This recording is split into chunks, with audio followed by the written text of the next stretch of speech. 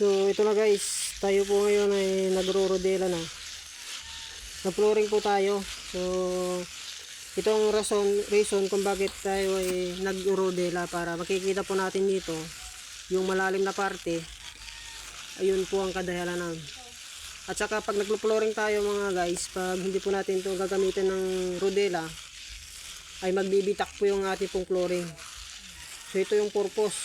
So kailangan lagi po tayong mag-rodela pagkatapos tayong magbuhos ng flooring.